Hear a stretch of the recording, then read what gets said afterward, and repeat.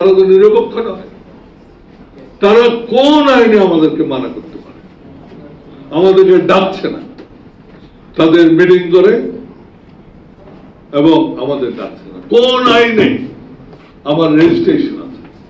আমার পার্টির বিরুদ্ধে কোনো অন্যায় করার কোনো অভিযোগ নাই। আমি কাকে সাপোর্ট করছি না করছি সেটা তো অভিযোগ হতে পারে না।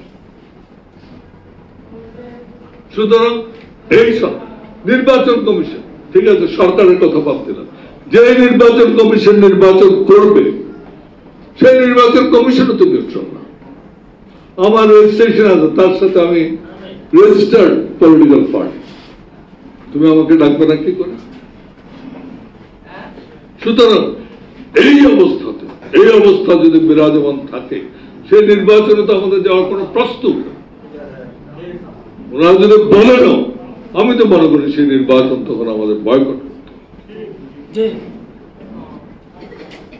নির্বাচন আমরা চাই, সেই নির্বাচন নিরপেক্ষ হতে হবে এবং সকলের কাছে গ্রহণযোগ্য এবং স্বচ্ছ হতে হবে।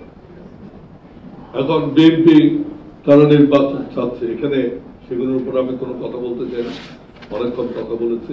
কারণ বিএনপি নির্বাচন চাই, যে কথা ওনারা বলেছেন যে তারা যেটা মনে করেছিল যখন ক্ষমতার পট পরিবর্তন হয়েছে, তারপরে ইলেকশন দিলে তারা ক্ষমতায় চলে আসবে। যত দিন যাচ্ছে তারা দেখছে তাদের অবস্থা ভালো না, তাই তারা খুব তাড়াহুড়া করে নির্বাচন চাচ্ছে। আমরাও তাড়াহুড়া করে নির্বাচন চাই, তবে সেই নির্বাচন আপনাকে নিরপেক্ষ করতে হবে। কারণ নির্বাচনে একদিন, নির্বাচন তো সারা বছর হয় না, নির্বাচন হয় একদিন। ওই দিনে পুলিশ আপনার যদি বিপক্ষে থাকে, প্রশাসন যদি আপনার বিপক্ষে থাকে, কোর্ট যদি আপনার বিপক্ষে থাকে, আপনার কোনো উপায় নাই যে আপনি ইলেকশনে যান। সুতরাং এই জিনিসগুলো আমাদেরকে তুলে ধরতে হবে, বলতে হবে। এবং আমাদের সম্বন্ধে যখন বলা হয় যে আমরা দালালি করেছি বা আমরা, আর আরেকটা কথা আমি বলবো, আমরা জাতীয় পার্টির কোন সদস্য কি সুযোগ নিয়েছে তাদেরকে বলতে বলেন যে অমুকে এই সুযোগ নিয়েছে। আমার জানা মতে আমাদের দলে ওরকম কোন মানে সুবিধাভোগী কেউ আছে বলে আমার জানা না। আমি চ্যালেঞ্জ দিচ্ছি, কারণ যারা পার্লামেন্টের মেম্বার ছিল, ছিল, সকলকে আমি ওতপ্রোতভাবে আমার সাথে সম্পর্ক এবং আমি প্রত্যেকের অর্থনৈতিক অবস্থা জানি।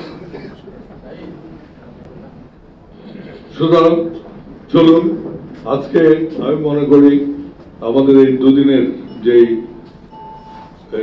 বর্ধিত সভা হয়েছে, এটা একটা খুব সফল সভা হয়েছে, যার জন্য আমি আমাদের মহাসচিব এবং সর্বোপরি আমাদের চেয়ারম্যান, তাদেরকে ধন্যবাদ জানাতে চাই।